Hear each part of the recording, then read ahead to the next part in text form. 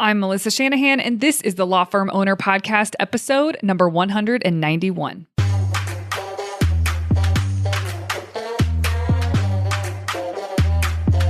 Welcome to the Law Firm Owner Podcast, powered by Velocity Work, for owners who want to grow a firm that gives them the life they want.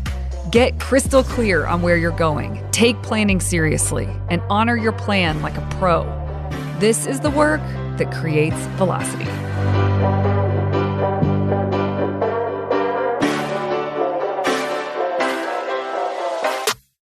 Hey everyone, welcome to this week's podcast. The doors for Mastery Group open tomorrow. We always do an enrollment period of a week per quarter, and this is the week. So February 8th, which if you're listening in real time is tomorrow, to the waitlist only. And then after that, if there's still space, then we open it up to the rest of the world. If you would like to be on the waitlist, go to velocitywork.com/join, and you will see a way to do that if we aren't in an enrollment period. If it is enrollment period, when you go to that URL, you'll be able to join Mastery Group.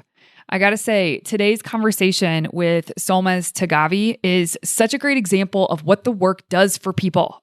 So I think the last 2 weeks have been such a great example, and this is different, but the same. And you get to hear how these people apply what they learn and what happens for them inside of their firms and for themselves. So without further ado, we're going to get to today's brilliant conversation with Mastery Group member Soulmaz Taghavi. And hopefully, for those of you who this sounds like this could be up your alley, I get to work with you very soon. Soulmaz, welcome to the show. Thank you, Melissa. Thanks for having me. I am so thrilled that you're here. Do you want to tell everybody just who you are, your practice area, where you are, all that good stuff? Yeah, absolutely. So my name is Soulmaz Taghavi. I am going on my 9th year as an immigration attorney. I do all things immigration. So that's what we focus on. That's what I've always practiced throughout my career. And I have Taghavi Immigration Law, which is my law firm, my baby, which is based out of Richmond, Virginia. We also serve the DMV, DC, Northern Virginia area. And we have an office in Scottsdale, Arizona, but we can serve anyone around the country and around the world. In fact, where do you live right now anyway? Right now, I am in New Orleans with my family. Yeah, which is pretty cool. And I actually spent 2 weeks in Florence, Italy in December. And I'm going to be spending the whole month of March there as well. Oh my gosh. Yeah. Congratulations. Thank you. I'm a true virtual worker. Yeah. And okay, we didn't talk about that before the recording, but we did talk about, which we'll get into, some of the freedoms that you have now that you didn't have before. I didn't even know about that one because you couldn't have done that when I first met you, I don't think. No, absolutely not. I couldn't even drink enough water or use the bathroom or take a lunch break when I met you, and specifically on the day that I met you. So yeah, I think I've come a long way. This is my first year working with Velocity Work, and it was a year of transformation, both professionally and personally, for the better. So I think I met you, it was the fall, I want to say, or October maybe of 2021. It was so good to meet you, and just hearing the potential that you had and what you were sitting on was amazing. And then you enrolled in December, then you popped in at some point. And then I really got to start working with you and get to know you. And what a joy it's been to get to know you. Do you want to share with everyone what your life was like in terms of work and life, that first meeting I had with you, just to give people, paint a picture of the before? Yeah. So I started my career as an associate attorney at an immigration law firm. And then I had a partnership for about 3 years with a criminal defense attorney. And from both of those experiences, I learned what not to do. And then I started my own true solo practice during COVID, June of 2020. And like you said, I didn't know what I was sitting on. I was bringing in the revenue. I had a ton of clients, but it was also in the whirlwind of the Trump administration. And that had crazy ramifications for immigration attorneys, in general, immigration law is constantly changing with all these policies, memos, DHS priorities. And so I was like flying by the seat of my pants for Mhm. years Yeah. and at the expense of myself. So the day that we met, it was a very crazy day. I think I had flown from Arizona to Norfolk, Virginia for an interview with the government to represent my client before USCIS. I was video chatting with you with no headphones in the middle of a hotel restaurant. Mm. So it was kind of a nightmare. And I was working really hard for my clients, but I didn't realize until I met you that I needed to slow down in Mm. order to speed up and to really, get things in order within my firm, get policies and structure in order and take care of myself. Well, and I think it sounds like you're comfortable sharing. If you don't mind sharing, will you tell everybody like what your revenue was? You weren't positive on that call, but you knew you had a hunch on what you had made already that year. So do you want to share with them kind of what that was prior to working with us? Right. So actually, I didn't know. I remember in the call, I was pulling up my taxes and, and trying to give you the numbers and understand, but Yeah. I was between 800 and 900,000. So I was very close to making a million in Uh-huh. revenue when we Uh-huh. spoke. But I had no direction or no goals of like why did I want to make that kind of money? What was I going to do with that kind of money? And obviously the revenue doesn't mean that's, your take home because there's a ton of Right. expenses and having a handle and understanding of how those expenses should actually be, right? Like 1/3 of your practice should be on staff. I was Mhm. pushing, 40% and 50% on staff.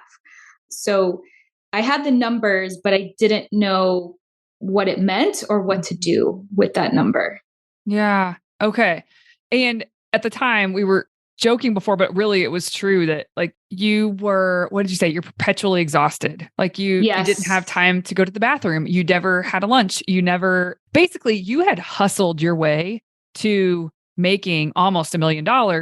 And I think, well, I'll let you answer. Why did you reach out to me? What were you hoping to find with me or with someone else or whatever? But what were you hoping to get out of a conversation?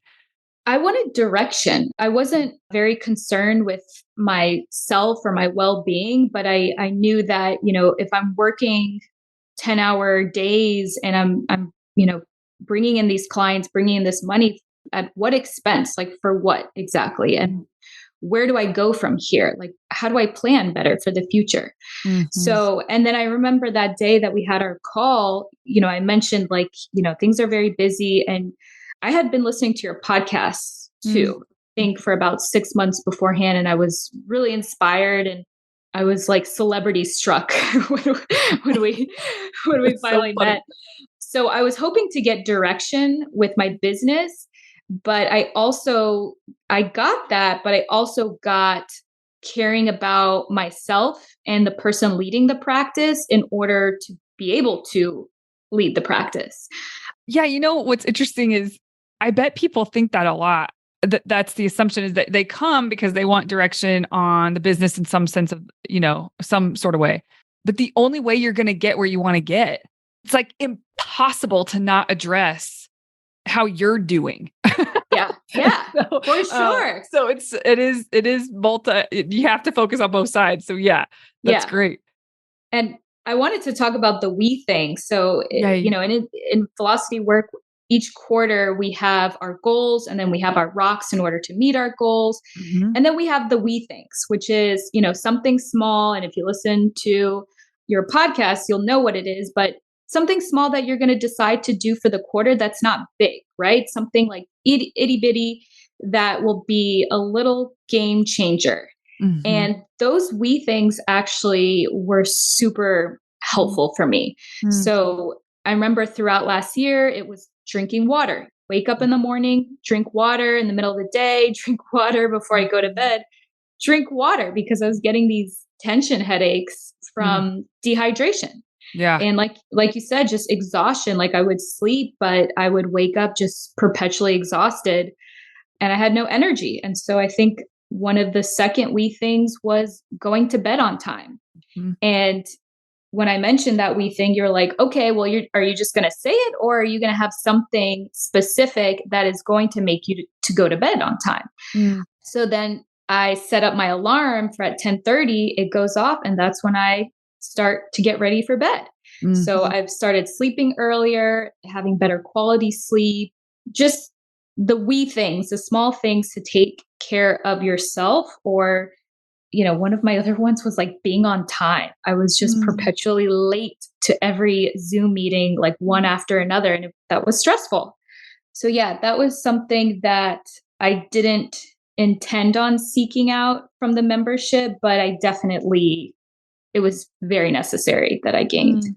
That's so cool. I'm just thinking too, it's really easy for someone listening to this to be like, oh, okay, you guys focus on drinking water and whatever. But I'm very set on being comprehensive with the planning. And all of us set big plans and we all have big dreams and we all want to go to bed earlier. We all want to wake up earlier. We all want to do all these things.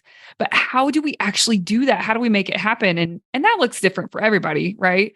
But getting clear for yourself on what specifically is the trigger that will make that dream come true or that objective come to life, like going to bed earlier. The trigger for you was you decided to set an alarm at 10:30 to wind down, and you did it and you honored that. So if for anyone listening, these are essentially the small little success factor things that people name so that they can be on track for all the plans that they just made for their business. It does start and stop with you, even if you have a team, because you have a team and so do a lot of other members. But if the owner and the person who is putting that vision and the business plans forth is kind of a shell of themselves, this is not going to go where anybody wants it to go. So Yeah. it's cool that you're talking about that because other people haven't really brought that up, but it is a part of it. Yeah. We should talk about, you mentioned this, that you wanted to bring this up. So when it comes to setting rocks, which are the priorities that'll help take you to your goals, there was one you kept trying to set. So I want you to share about that experience. Yeah, I just was in the habit of hitting the gas, Yeah. before I met you, for years before, and probably just generally that's my personality. I kept wanting to make marketing a rock of mine. So I think I brought it up at least 2 quarters, maybe 3 quarters. And, we always talk about our rocks and deconstruct them and decide, are we naming them correctly? Are they realistic? And you kept debunking that. You're like, no, stop marketing. That should not be something that you need to focus on, because in reality, I had a ton of clients. And so bringing in more clients was not going to fix my problem. I needed to go under the hood, so to speak, and have employment agreements, have training links. So when I onboard staff, they can watch training videos, they can read the HB, the employee handbook, having a case management system, using technology like Calendly, taking online payments. So I had to knock it off with wanting to hit the gas and go, go, go without having the systems in place to really have a normal life, but also to create a normal, healthy work environment for my staff and for my clients to have, success working with us. Yeah. Yeah. I mean, will you share what you ended at the end of 2022? So 2022, I was probably about 100,000 less than the year before. Mm-hmm. So I was Revenue. probably about, in revenue. So about 750,000, right under 800,000. Yeah. Yeah. And at face value, or I could see people being like, oh, she went down. But can we just talk about for a minute? You named some of the things, but I just want to make sure people understand you got to work. In 2022, you did a ton of work that made it so that when you put your foot on the gas, your company has capacity for it. And before, it would have imploded you. And that's why, for everybody listening, that's why I was saying, do not have a marketing rock right now. There's so many things, to get your house in order. And you did a really good job with that. You took it super seriously and built systems inside a client management system. The one you have built now took a ton of effort and time to get into place. And it sounds like it's serving you really well now. Is that true? Oh, yeah. Absolutely. Okay. Yeah. So that was huge. And then also you mentioned to me earlier, you touched on it just a minute ago, but about the training portal, essentially for when somebody comes on new. And I mean, all these things just make your life so much smoother and easier for not just you, but your team. And like you said, your clients. I'm just so proud of, not in a weird mom way, but I'm really proud of you for the work that you put in, because it wasn't easy for you to slow down in that way. And you did it because it was the right thing to do. And now I'm just wondering, what do you see now that you just couldn't see a year ago? Structure and technology. I think I just focused on doing the legal work, which most attorneys are like that. You know, they always say they don't teach you how to run a business in law school. Like, you focus on being a good attorney, being a Mhm. good litigator, serving your clients, being compassionate. But in order to do that, you need a business structure. Mhm. You need a employee portal where they can onboard effortlessly without taking a wrench out of, the owner's schedule. You need accountability chart, which shows Mhm. the functions to ensure that there's no, you know, I love when you said you can pass the ball, you can ask for help, but you can't drop the ball. Mhm. Without an accountability chart, who knows what balls they're supposed to be holding? Mhm. So structure is something that I didn't see that from the partner that I worked with before. I didn't see that at all when I was an associate. It just wasn't a thing. Mhm. And I think generally speaking, it's not a thing. I look at the other immigration practices in Central Virginia, and structure and technology is not a thing for them. So I think those two go hand in hand. Technology, since COVID, we are completely electronic. All of our files are scanned. We have systems through Monday.com where cases move to certain sections and it will send automated emails. Mhm. Billing is automated. We don't have to have someone sitting there calling and requesting money. So, yeah, I think generally I just had this habit of go, go, go, but that's not necessarily going to get you to where you want to go. And if you don't stop and think about it and have the structure in place to take you there, then it's like, what is this all for, anyways? Right. Right. Yeah, exactly. So, one question, because I want to back up for a second. You mentioned for, people cost supposed to be 33%. Mhm. That is a golden guide, we'll call it, maybe not a golden standard. And so it's interesting to me that you said that, because I do find that immigration firms, it's so hard to be there, and actually maybe not the healthiest to be there. So what have you found? Like, where do you think what you are, or where are you right now with people cost? Are you there at a third or not? Not yet. I kind of had some staff issues the last year. So, and we kind of talked about at the end of the year when we reflected on the year, it's that I have this habit of keeping people around when I've already seen the red flags out Mhm. of like compassion or because I Mm. like them as a person. I know I'm a high empath and I've Mhm. seen myself make those mistakes both in my personal life and professional life. And I had an employee that she went part time and went back to school, and we gave her tuition reimbursement.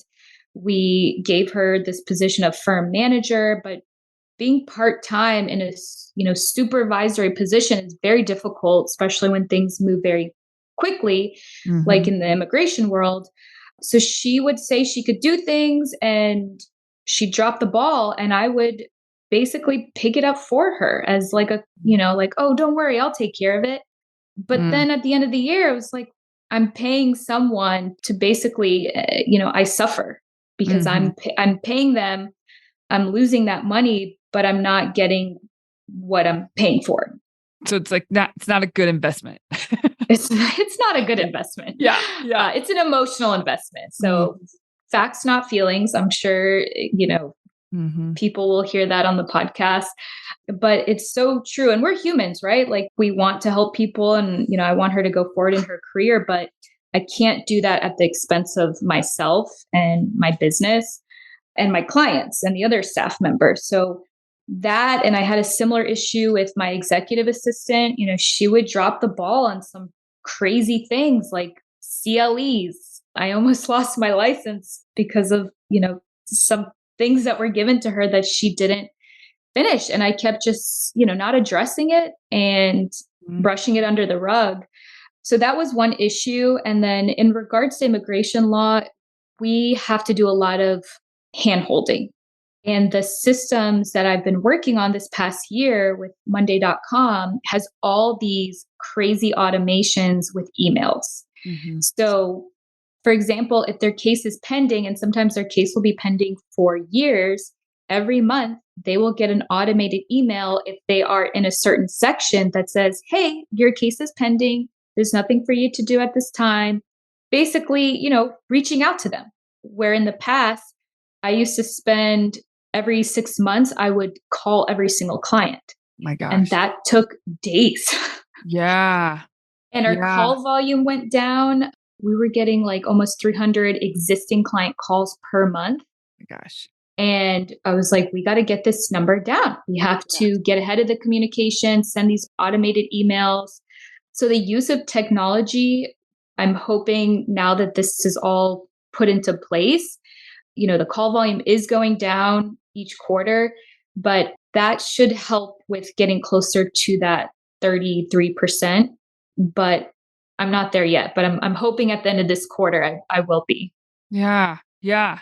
No, that's really interesting because I didn't necessarily think about that. The reason I was bringing it up is because in my experience with working with immigration firms, it seems to be the hardest to get to that third, the rule of thirds, where a third of the revenue goes to people cost. And so that's interesting. I'm wondering if you can get it to a third and still feel healthy. Because there was a firm I was working with that worked so hard to get to that third and really had to deal with, there were real consequences to that because then they couldn't they didn't quite have the capacity to handle the workload that was there.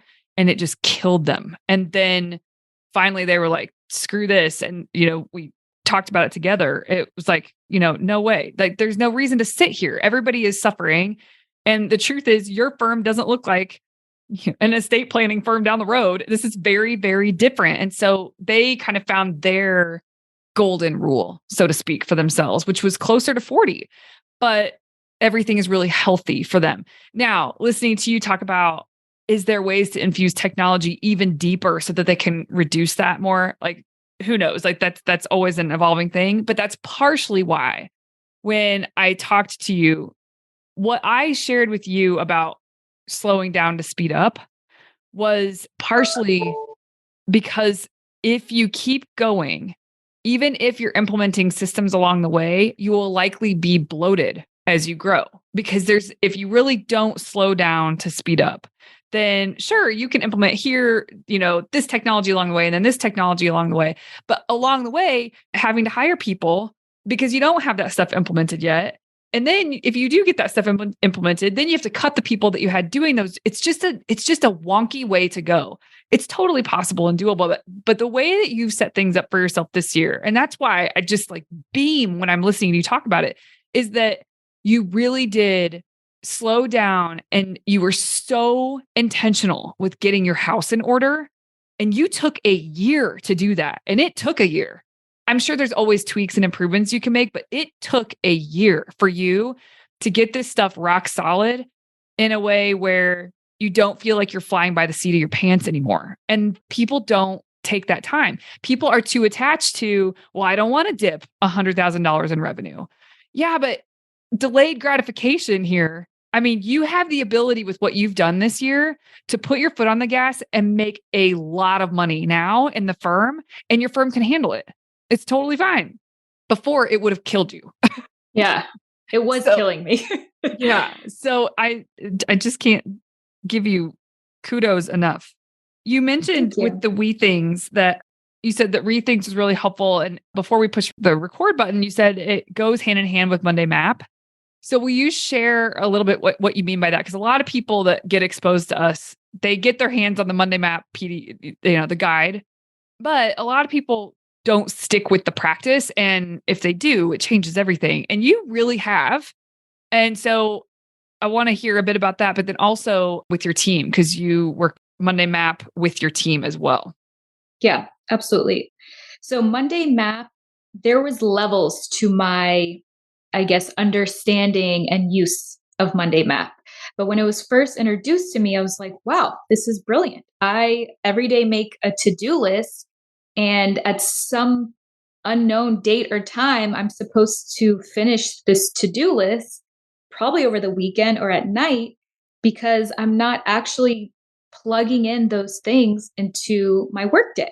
Uh-huh. And if I want to have boundaries and control over my work hours, these things that I need to do need to be prioritized, broken down, the amount of time put next to them, and plugged into my calendar. Mm-hmm. So I teach Monday Map, quote unquote, teach Monday Map or the practice of Monday Map to all my staff. It is your PDF is on a training section in my HR portal. And I have right now a paralegal who is amazing. She's our head paralegal. And when she came in, I noticed by her calendar that she is doing Monday Map.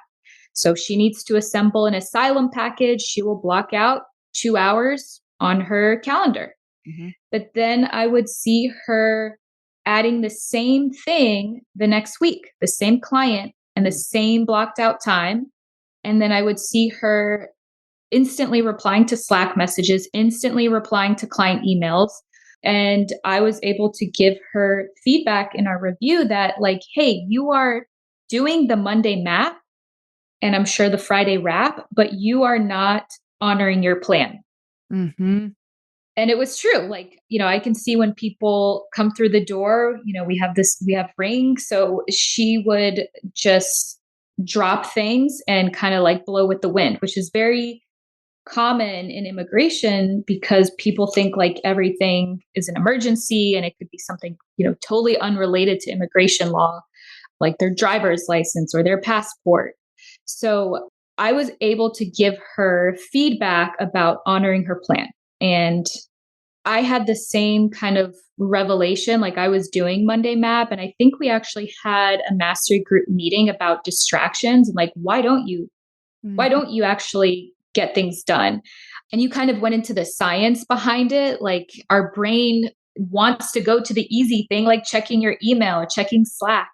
And that was like next level for me. And that probably happened like 6 months into the year where I just had to cut out distractions, like put away my phone, close my email, put Slack alerts on ice. And if I need to, pump out a brief, I need to be only doing that.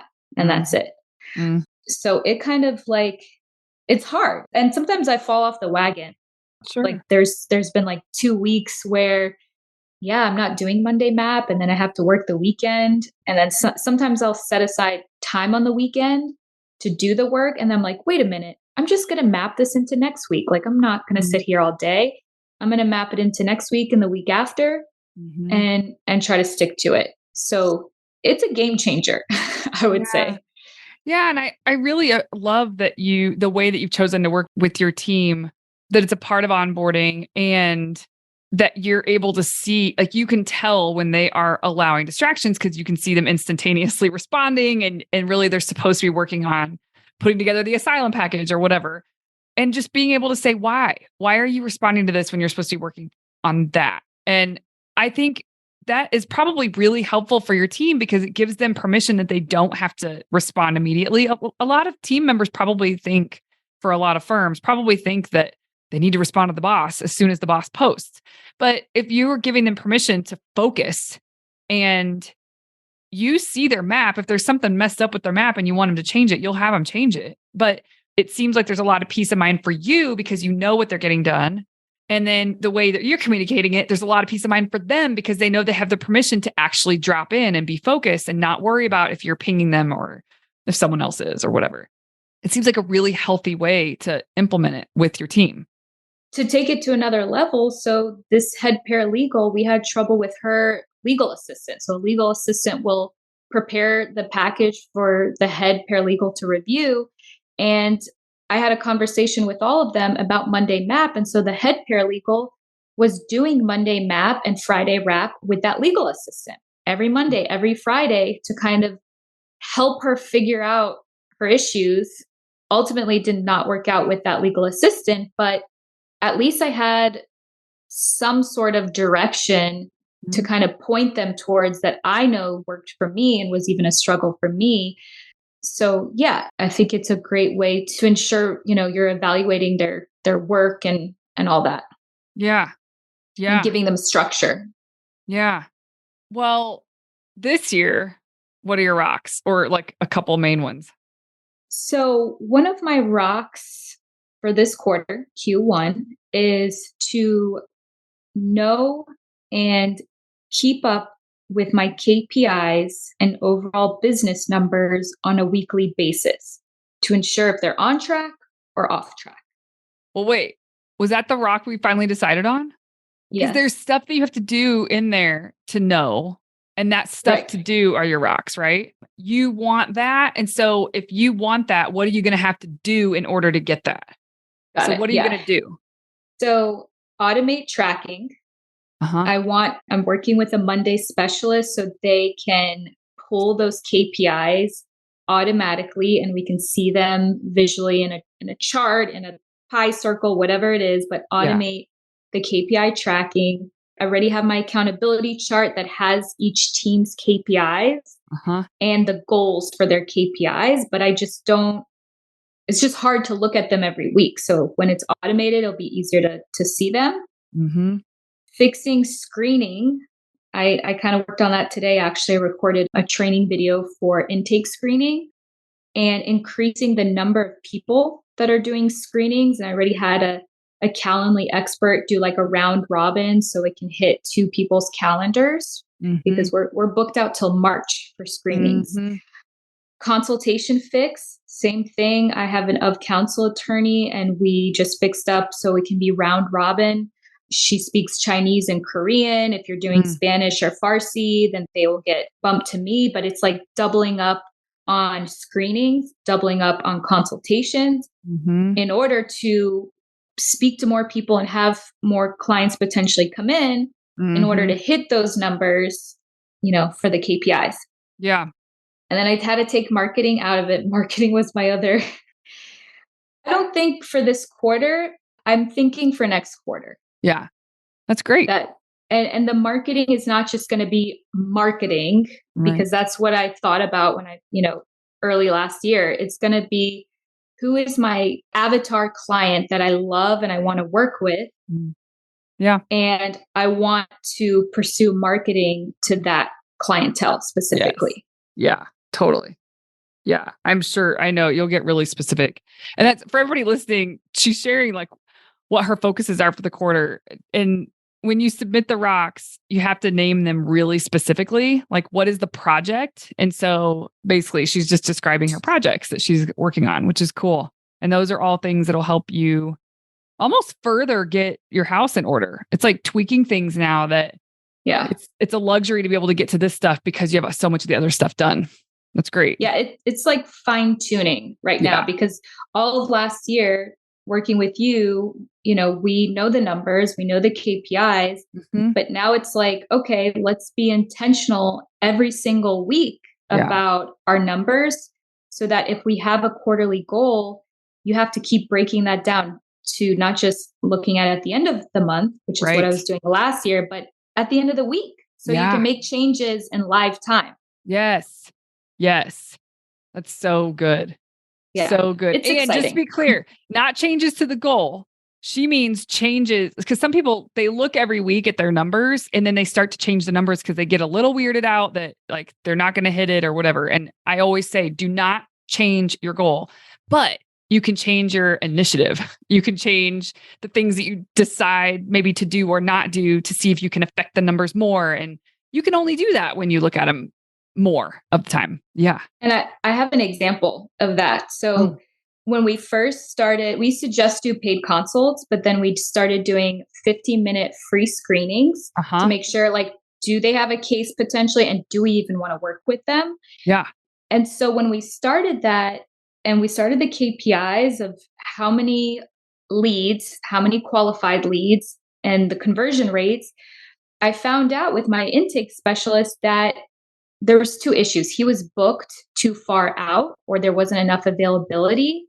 And then I was booked too far out. So it was just too much time in between that people lose interest. Like you can't Yeah. do a free screening today and then talk to the attorney 2 weeks later. Like that's not going to work. You're going to have a ton of Right. cancellations. So looking at that week by week, we were like, oh, okay, this is a tiny scheduling change that we need to make. But it wasn't like, oh, let's scrap everything, you know? Yeah. Yeah. That's great. So you use you're active on social media and just out in the world on the web. You mentioned to me how helpful that is. And so I'd like for you to share that nugget on how helpful that's been for you in getting more qualified leads, but then also maybe tell everybody where they can find you because you do put a lot of work into that. Yeah, absolutely. So we use Instagram, TikTok, Facebook, and I'm even on LinkedIn. It's Taghavi_immigration. So TAGHAVI_immigration. And I use it to get qualified leads. So put out videos to the people that you want to attract. So, for example, I wanted fiance visas. They were short processing times, high chances of winning those cases, and the application packages are super simple. So I did a ton of videos about the fiance visa and the requirements, and I did, super short videos, and we brought in those case types, and it was awesome. So you can use it to bring in the cases that you want, and also you can use it for your existing clients. So immigration attorneys have high existing client call volumes because they're usually case processing for years on end because, we kind of have a broken immigration system. But when you put out a video that says, hey, if you're applying for work authorization, it's taking 11 months. So there's nothing you can do for 11 months because of, COVID-19. This is how long it's going to take. And that will reach your clients as you're, plugging your social media and your email and your interactions with them. And it will kind of help reduce the call volume for those common questions.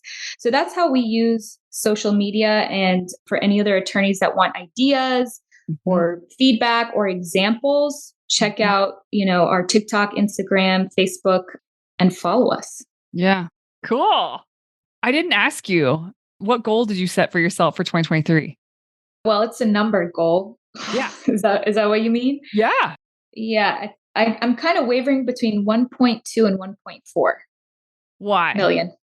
I feel like 1.4 may not be as realistic, but as I'm saying it out loud, I feel like anything is possible. But essentially what I did was I calculated how much take home I want for, the life I want to live. I want to be able to potentially live abroad, maybe be in Europe, do some art classes during the day and work at nighttime. And then I put in, realistically, I'm going to have an of-counsel attorney. I'm going to have, these other staff members, and this is their income, how much, just expenses are aside from people, overhead expenses. So that was the number that I came up with. I think it's like 1.2 to make it work. But if I really wanted to push it further, it could be 1.4. And do you know how many cases or certain case types you're going to need to make it happen? I know that I have to bring in, I think, about 30 to 35 cases per month. Okay. And we haven't really hit that number before. We've been at like 20 cases maximum per month. And of course, it's been less, like, 6 cases. But it's a totally different machine right now. Yeah. This year, it's like my law firm is a different machine. So I'm hoping that with this specific rock of knowing the numbers and being intentional and making these small tweaks along the way, I think I don't think it's possible. It is possible.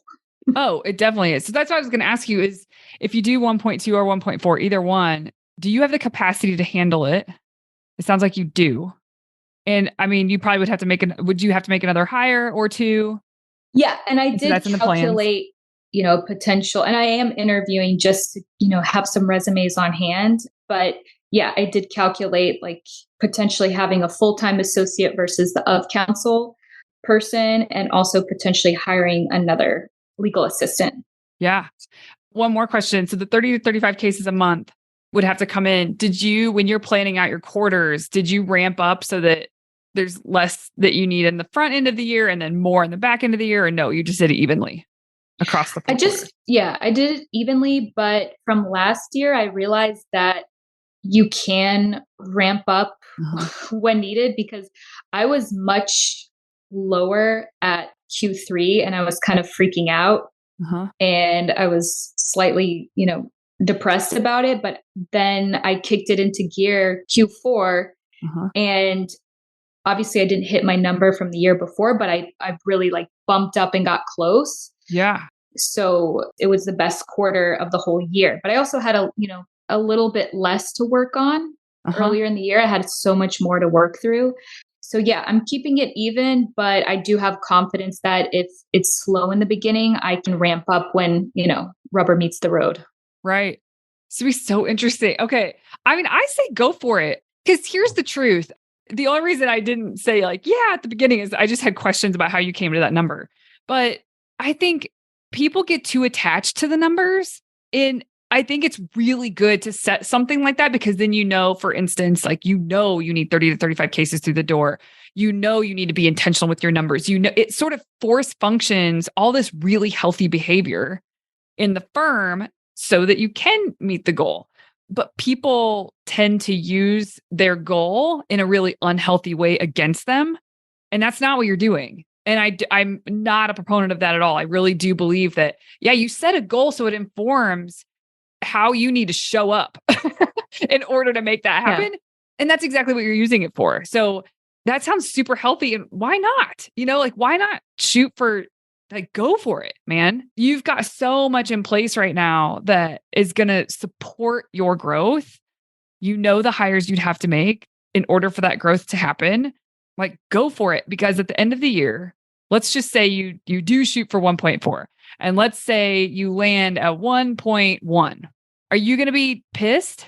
No, No.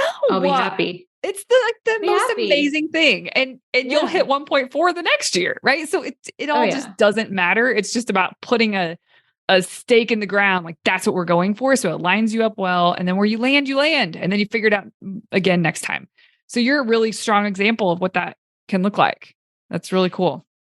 And it's not just the number, it's like quality of life. Yeah.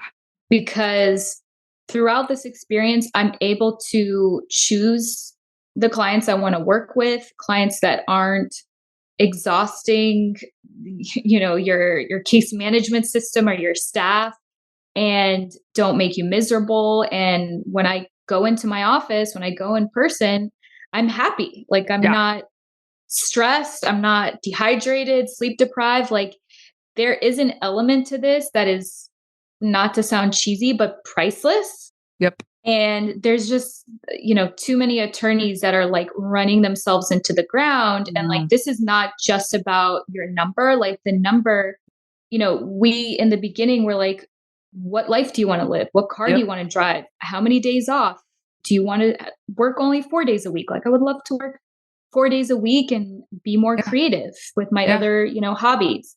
So the number gets you to the quality of life that you want to live, or the lifestyle you want to have. So it's not like, oh, money, money, money. Like, I just need to hit these numbers. If I don't hit that number, like, it's nothing. It's like, well, I lived a good life that year trying to get to my goal. And if it didn't work out, at least, like, I didn't run myself into the ground and like age 3 times faster. Exactly. Yeah. And I think people do sometimes misconstrued, even though I feel like I say it ad nauseum, people misconstrue when I talk about revenue goals, that's what matters. You have to have one. I mean, if you don't have, it's a business, for God's sakes. If you don't have a revenue goal, what are we doing here? Right. And it's not, to your point, it's not all just about the money. I encouraged you to not have a growth goal last year. And that's really uncomfortable for a business owner sometimes. And it's not about the money. It's about, just like you said, it's about having the company that you want to have. And having a business that is thriving on all levels, and that means for the owner, for the team, for the clients, it's like all levels thriving, and you can't hustle your way to that. You just can't. It takes intense intentionality, and you're just a really strong example of that. And yeah, you're right. I guess to some people listening, it'd be like, geez, 1.1 to 1.4, that's a big jump. Like, why would you need to jump that big? I mean, first of all, yes, all the things we've been just talking about, but there is going to be a point where you have, like, you can't really think of anything else you need money for, right? But then it becomes like, this feels really good as it is. And the thought of growth does not stress me out. Like, let's see what we're made of here. Let's see what's possible. Let's see how many, like, what can we do with this? And that's a good enough reason to set a ridiculously high revenue goal, right? Yeah. So I think people it's money hangups that people have, that if anybody listening to this says, well, it's not about the money. Yes and no. It's a business, so it is about the money. And then at some point, do you think you're just going to like sit back and rest on your laurels? That's not the kind of people who are interested in this podcast. That's not the kind of people they are. They always are kind of seeing what's the potential. And anyway, you're a really beautiful living example of that with your firm. And so thanks for sharing your story. Thanks for sharing some of the lessons you've learned. And it hasn't been an easy road, but you're at a place that you really, I can tell how good you feel. Yeah, I'm about to spend a month in Italy. Exactly. I'm really excited. Yeah.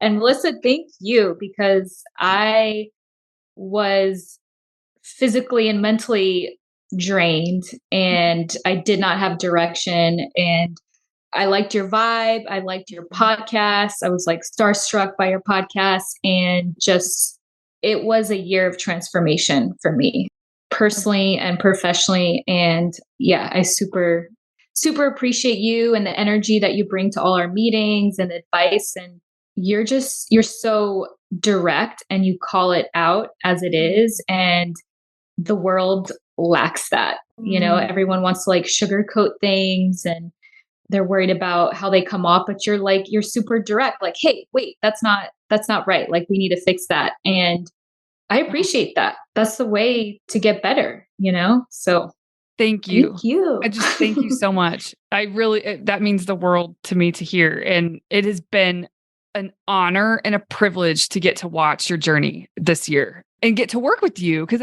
I mean, you've been really engaged, and the more engaged members are, the more interaction I have with them. And so I've really gotten to interact with you a lot this year. And so thank you. Thank you for showing up the way you do. Cause I feel like we have a good group. A lot of people do show up really well in our group, but it's just been an honor. So thank you too. Well, all right, everybody. Hopefully this is inspiring. Soulmaz's story is inspiring to me. And I know it will be inspiring to so many of you listening. If you want to join in our group, like, this is the kind of stuff that happens. And this is the results of the work that people do. And there isn't a blueprint. We have some frameworks we follow, but there's no blueprint. I can't tell Soulmaz what she needs to do specifically inside of her business to make her business better. She knows. And when you kind of guide and facilitate, she came up with all her rocks. I mean, I'm glad that you value the group, but don't lose sight of the fact that it is because you showed up and did the work and the hard work of like thinking about what your business needed, that in a way that I would never be able to tell you. You did it. And that's what comes out of being in this space, I think, in this container. So anyway, listeners, if this feels like a draw, come and hang with us. Hey, you may not know this, but there's a free guide for a process I teach called Monday Map, Friday Wrap. If you go to velocitywork.com, it's all yours. It's about how to plan your time and honor your plans so that week over week, more work that moves the needle is getting done in less time. Go to velocitywork.com to get your free copy. Thank you for listening to the Law Firm Owner Podcast. If you're ready to get clearer on your vision, data, and mindset, then head over to velocitywork.com where you can plug in to quarterly strategic planning with accountability and coaching in between. This is the work that creates velocity.